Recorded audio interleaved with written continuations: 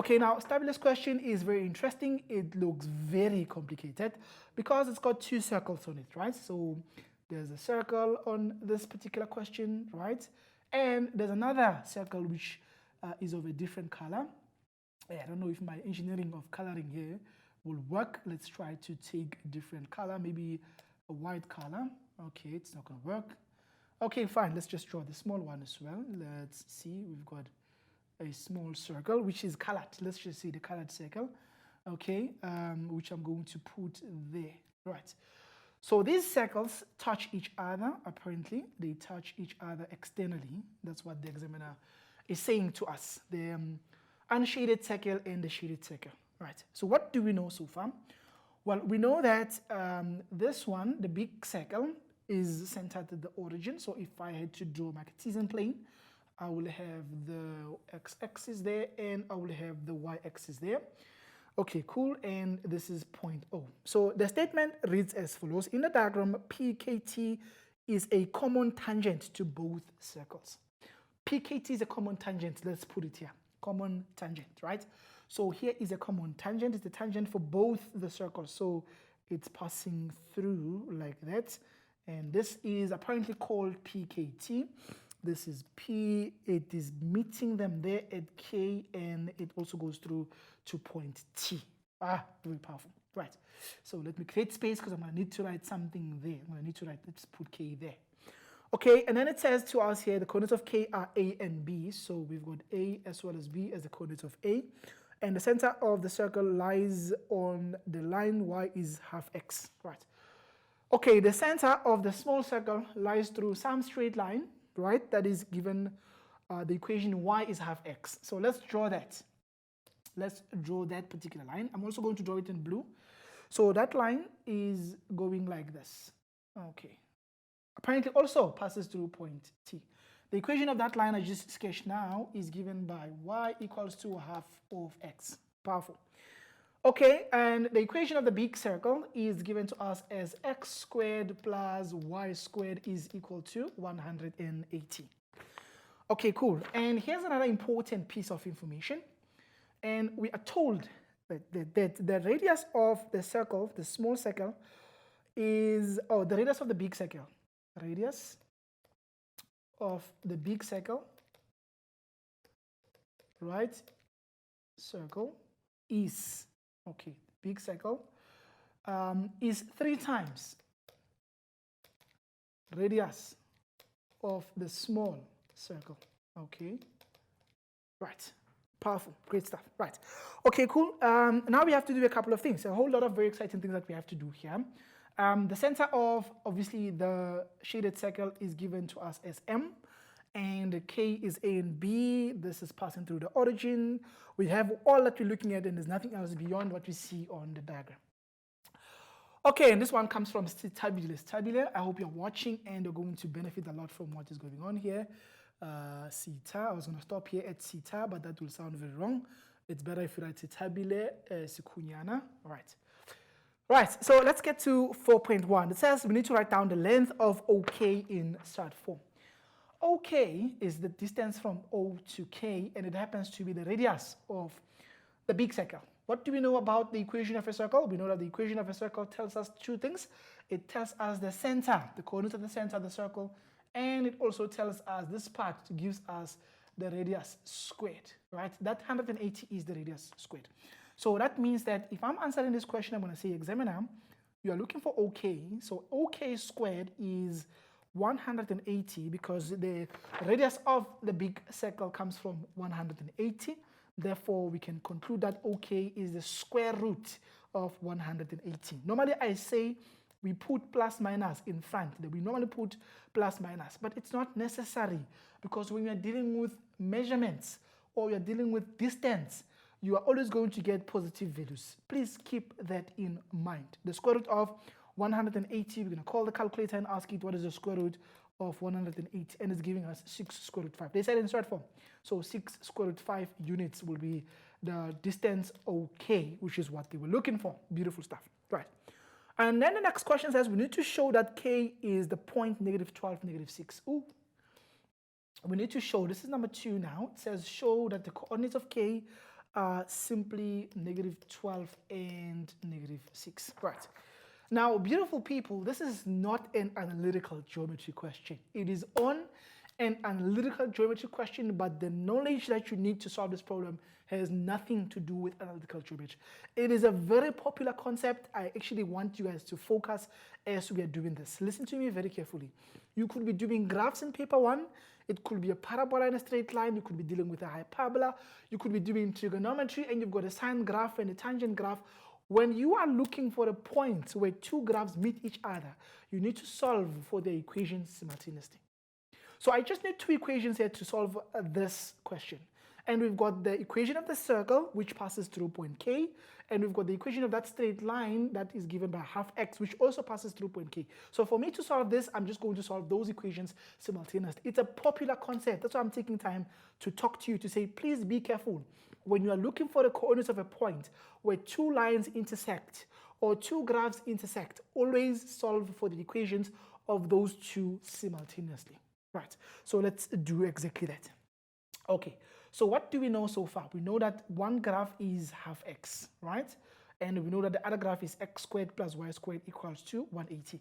So I'm going to take those coordinates which are a and b, the coordinates of k which are a and b, and substitute them in my equations, which means the first one, this one of half x, the point where I've got y, I'm going to put b, right, equals to half. And for x, I'm going to put a. Right? And then if I double both sides, I'm going to have 2a, not 2a, but 2b. Yes, 2b is equals to a.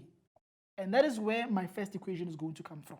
I'm writing it here because I want you to see what is going on. I'm taking this equation of the tangent that was given to us, and I'm substituting the coordinates of k, which are a and b. Where does a? I'm substituting for x. And for b, I'm substituting for y. That's why b is half a. You double both sides. I hate fractions. That's why I'm doubling both sides to remove division by 2. So I get 2b equals to a, and I'm calling that my first equation. Now I'm going to go to the second. X squared plus y squared is 180. Where there's x, I'm going to put a. Where there's y, I'm going to put b, which means that is also going to be a squared plus b squared is equals to 180, not 180 degrees. And that, beautiful people, will be my second equation. So I just need to solve those two equations simultaneously. That will be able to be the solution of what we're looking for. So 2b equals to a. Let's go further here and write it down. Right. So what do we know? Well, we know that 2b is equals to a. That is our first equation. We know that a squared plus b squared is 180. That is going to be our second equation. So what I'm going to do is I'm going to say let's sub equation 1 into all the parts where you see a in equation 2. Just as easy as that, no complications. So when I see a, I'm not going to write a anymore. I'm going to put a as 2b. Right. So I'm going to have 2b for my a. Remember, there's a square outside. Plus this b squared is 180. And then this is going to be 4b squared plus b squared is 180. These are like terms. We call them friends. You sum them up. 4b squares plus one of them. 4 of them plus one of them will be 5 of them, right? 5b squared is 180. You divide both sides by 5 and take the square root, right? You're going to get 144 there, right? Let's see 180. You divide that by 5, you get something which is 36. So I'm going to get 36 there. You take the square root on both sides. Remember, when you take the square root, you need to have plus minus all the time. So my answer is going to come out as plus minus 6. So I'm going to go back to the drawing and check which one of these two values is legal. Is the positive one legal or is the negative one legal? Right. Let's check. If you look there, the positioning of point B, point K is on the negative part where the y-axis is negative.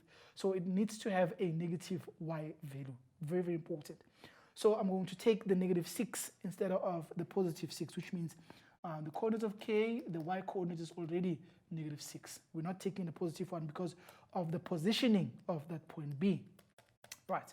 Now, if I have b, then I can then find a because we know that a is double of b. So it's going to be double of negative 6, which is going to give us negative 12. So that means a is negative 12, which I can then come back to the drawing and substitute here as the answer for the x coordinate. So there it is. I did indeed find them like what they wanted me to prove, that the coordinates of k are negative 12 and negative 6. It's not a complicated concept. It's not even related to analytical geometry. It was a concept of algebra, how to do simultaneous equations. So if you think you'll run away from simultaneous, guess what? It will keep following you. I think in every paper you do it maybe twice or 3 times, except the one that you have to do in question 1 of paper 1, right? All right, the next one says here, we have to find the equation of the common tangent. Okay, find the equation of the common tangent. What do we know so far? I'm going to draw ugly circles. We know there's a small circle here, and we know there's a bigger circle, right? There's a common tangent which is passing between them there. Now the common tangent has to be found, which means its equation is going to be y is mx plus c. Remember the ingredients of finding the equation of a straight line? We need the gradient of that line, and we need a point that that line happens to pass through, right? So we just found out that this point K here, which was given to us originally as A and B, and we happened to find as minus 12 and minus 6, will actually play a big role in giving us the point that we need in order to find the equation of this beautiful thing that you are looking for right here.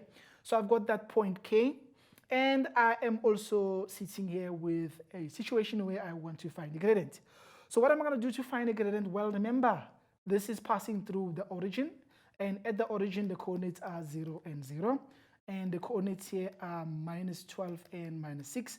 I can just work out the gradient of the radius and also use that to figure out the gradient of the tangent. But remember, that line that happens to be the radius, all right, is actually the same as the straight line that cuts through. It's the line that cuts through here and goes all the way, and its equation was given to us as half of x, which means we know already what the gradient of the radius is, right? So I'm going to say the gradient of the radius times the gradient of the tangent must give us -1, because a radius is perpendicular to a tangent. That's the moral of the story today, right? Now that means if that other one is actually 1/2, I'm expecting the gradient of the tangent to be, remember, 1 is 1/2. The other one, if the first one is positive, the other one is going to be negative. If the first one is 1/2, the other one is going to be upside down. So it's going to be 2/1, which means it's going to be 2. So my gradient of interest is 2, which means I can then find the equation. I've got a gradient and a point. I can then say, examiner, y is mx plus c. My y value is -6. My m is 2. Not 2, but -2. Yes, it's a decreasing line. My x is -12, and this needs to be added with c. So the product of 2 and 12 is 24 plus c. You subtract 24 on both sides, you're going to get -30 as your c value, which then concludes our equation for what you are looking for as y is equal to -2x minus 30. This is going to be the equation of the common tangent that we are looking for. Very powerful. Now, I'm going to go to another question here, because I see there's more questions that you gave me. Unfortunately, we don't have time to cover all of them, right? But there's the last question that was talking about another circle that is apparently drawn here. And they're asking you here to prove whether the circles will touch or not. The situation of conditions where you've got 2 circles that are drawn on the same set. In this case, we have a small circle and a big circle, and we were told that they touch, right? So we're thinking about a situation where there's another circle that is just imaginary. They like this in analytical geometry. They don't tell you about it. They just put it there. So we want to know if this new circle will intersect or it will not intersect the original circle, the big circle of x squared plus y squared is equal to r squared, right? Okay, now they want to see if it's going to intersect the circle with the center m. Okay, cool. Now, what does that mean? That means the following. I'm just going to give you an idea because we are literally out of time. We won't be able to finish all the algebra that is necessary here. But again, we'll come back again. Remember, there's more math, so you will need to know what you needed to do. The idea here is the following.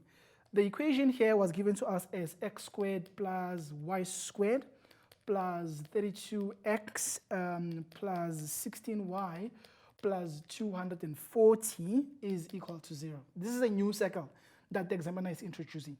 Now, for you to be able to work with it, you obviously need to complete the square and rewrite it in the standard form that we normally know. So this is going to be x squared plus 32x. Put x's together, and then we're going to have y squared plus 16y equals to negative 240. And then by completing a square, you're going to have x squared plus 32x plus half of 32 is 16 squared plus y squared plus 16y plus half of 16 is 8 squared. What you do on the left, you also need to do on the right-hand side. And then your equation is going to come out as x plus 16 squared plus y plus 8 squared equals to some radius of this circle, which is negative 240 plus 16 squared plus 8 squared, which comes out as 80, right? So there's a new circle here, which has a center of negative 16 and negative 8, right, with a radius of square root 80. And then there's the other circle, right, with the center negative 16 and negative 8. Okay, cool. No, not that one. The big one, yes, they're actually talking about the big one with the equation, the center being the origin or not. So what you need to do, right, the center here is the center O. In order to figure out whether these two circles will intersect each other or not, is to obviously calculate the distance from the other one to the other one. You work out how far is that from the other one. Let's call this point A and point B. Obviously, the other circle has a radius R and the other one has the radius big R.